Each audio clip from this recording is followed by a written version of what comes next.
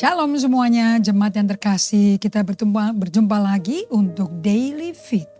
Every day manusia roh kita perlu diberi makan untuk bisa mempengaruhi pikiran kita. Karena pikiran tidak bisa diperbaharui kalau tidak ada sumber mata air keluar. Membasahi, menyirami, memandikan dari dalam keluar. So kita lagi belajar bagaimana merestrukturisasi kehidupan dalam kita, bukan kita sendiri yang berinisiatif, tetapi kita menyerahkan, mengundang Yesus masuk ke dalam hidup kita, kemudian kita dibuat lahir baru, waktu kita percaya kepada Yesus dan mengundang dia sebagai juru selamat dan Tuhan kita satu-satunya. We invite him in. Waktu kita mengundang dia masuk, remember, he is in charge, no longer I. Galatia 2 ayat 19-20. Bukan lagi aku yang hidup, tapi Kristus yang hidup dalam aku. Hidupku sekarang di dalam tubuh ini bukan untuk memuaskan hawa nafsu, tapi hidup karena iman di dalam anak Allah yang mencintai kita. So, berarti Galatia 2 ayat 19-20 berbicara akan apa saudara-saudara? Hidup kita sekarang disetir, dikemudikan oleh Yesus. Dia pengemudi, kita penumpang. Dulu sebelum kita lahir baru bertobat, kita pengemudinya. Kita atur maunya kita. Dan sampai kita mendengar hukum Taurat, kita baru tahu berapa banyak pelanggaran setiap hari di mana kita hidup tidak sesuai desain daripada penciptaan. Makanya kita pada sakit. Pada babak belur, mau bunuh diri, tidak punya jati diri yang benar, hidupnya nggak otentik, topeng semua. Hanya orang pakai topeng bisa nyanyi mengenai copot topeng, betul apa tidak saudara-saudara? Saya diajarin sama Pastor If tuh, dia nyanyi buat saya, lagunya Peter Pan katanya. Saya pikir Peter Pan ada di Disneyland, ternyata ada di Indonesia.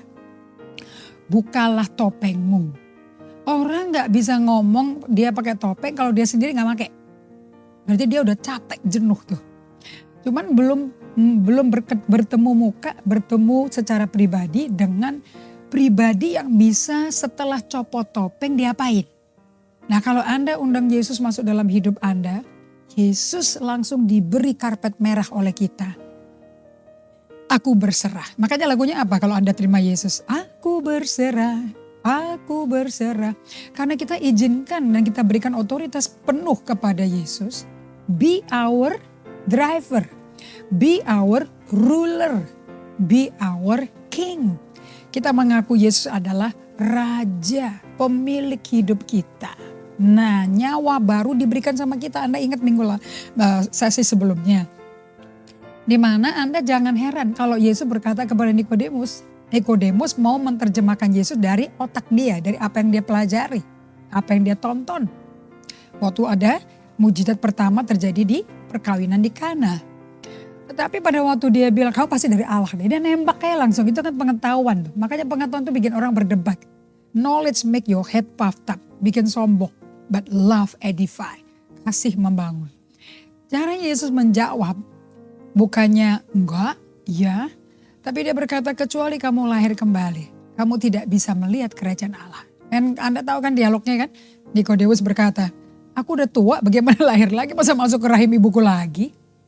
So dia ngomong mengenai yang duniawi, yang bumi. Tapi Yesus ngomong yang surgawi. The real authentic life is from heaven. Kalau kau lahir dari air dan roh, kamu bisa masuk kerajaan surga. Jangan heran. Yohanes 3:7, kamu harus lahir baru. So, kalau Anda mau hidup seperti aslinya, otentiknya, Anda mesti ketemu sama pendesainnya.